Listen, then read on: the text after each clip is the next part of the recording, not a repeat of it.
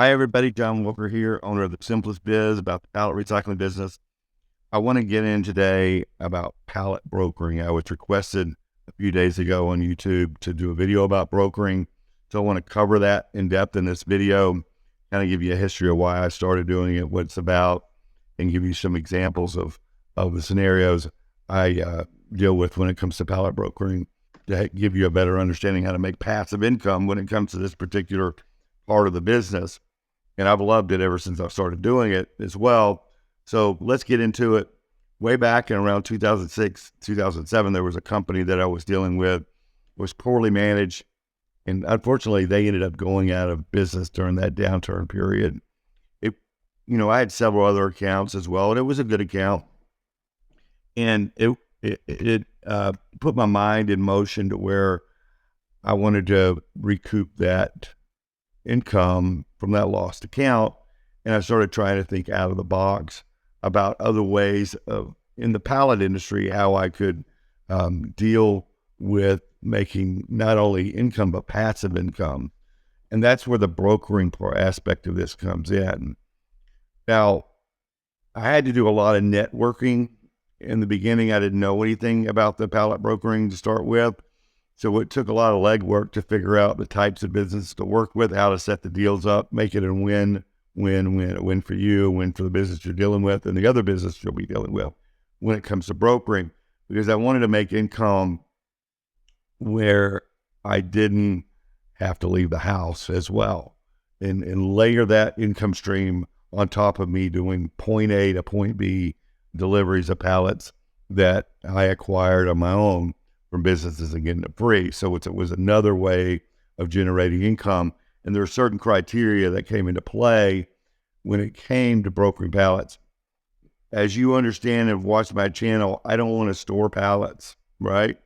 I don't want to put myself in a position where I have to have a warehouse and, do any repairing or anything like that. So my main model of going from point A to point B does not require that, and I avoid it. There are situations, if I took it on outside of the brokering model, I would have to stockpile my pallets, meaning what you're seeing here is a customer that is buying this large quantity of pallets on a weekly, actually every 2-week basis. They're buying large quantities of pallets. Well, if I was to take that account on myself, I would have to stockpile and need a warehouse. I didn't want to do that. So that's where brokering comes into play. When you have large quantities of pallets being ordered by a company, whether they be the standard B pallets like you see here, a lot of these are 4840 standard, but there's also some oddball sizes here as well. So anytime there's either the 4840 involved, whether it's the grade B or either number ones, that's where I pull into the brokering model. And understand the brokering model doesn't have to be just done locally. It can be done anywhere in the country as well, because I'm not leaving the house for this to happen, and I'm not delivering them, and I'm not lifting them. I am getting a cut of the action for setting the deal up ongoing, because I'm the one who constructed the deal, and I made it a win-win-win situation for the three businesses involved, including myself. Now, here's another situation. It's another angle of these pictures, but you understand there's other style pallets involved as well that this comes into play. So it can be oddball size pallets as well in large quantities. Now, we can do a lot of our large, that's my forte, is the oddball, the two-way largers, the mixed loads of pallets. I can get large quantities of that, but if I wanted to do a brokering deal in another state, as an example, and I didn't want to travel all those miles, again, the brokering model comes into play. That all being said so far, this is all taught in the training for you to learn how to do for yourself.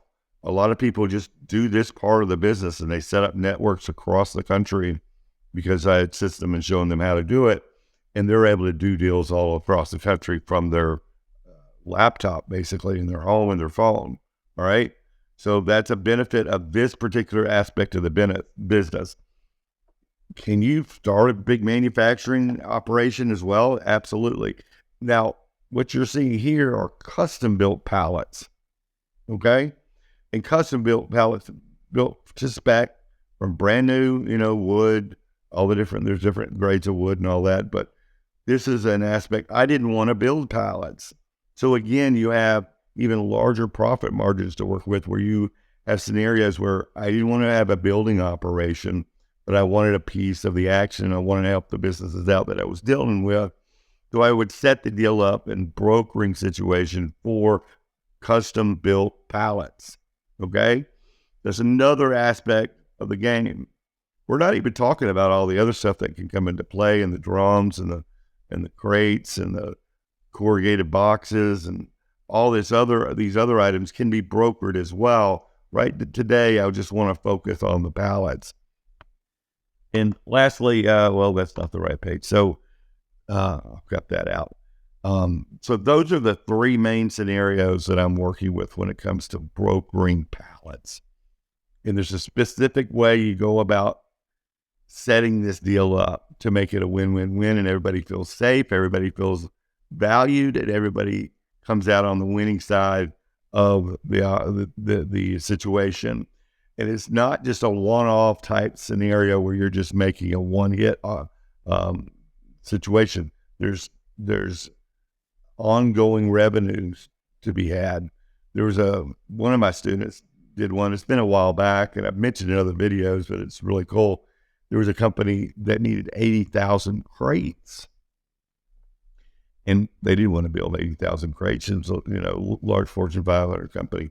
Anyway, they brokered the deal. They only made, marked it up $1 per crate, but 3 phone calls and 24 hours later, the deal was set, and 80,000 times the dollar is an $80,000 get on one deal. And just for that year. Of course, if they were treated right, they're going to do the same thing the next year as well. So it's a recurring revenue stream in multiple, and there's no limit to how many you can layer on top of each other. So right now I have brokering deals in 4 different states that are operating, and I could go to all 50 states, but just letting you know, this is available to you. The knowledge of how to do it is available to you in the training, and we go into depth on how to do this the proper way, because you need to know your stuff if you're going to set the deal up right and not have it fall apart, right? And if you don't know your stuff, it probably will, just to shoot straight with you. Anyway, that covers the brokering aspect of it. I hope this gives you some clarity on how to make passive income in this business model. There are massive quantities of pallets and crates and drums that are being moved across this country. If you network the way you need to network and find the deals the way you need to find the deals and help the businesses out the way you need to help them, everybody can come out in a win-win situation with brokering, including yourself. TheSimplestBiz.com, thepalletcourse.com, go to either one. If you like this video, thumbs up and hit the notification and the bell so you get more. Hope you're having a good day. See you on the next video.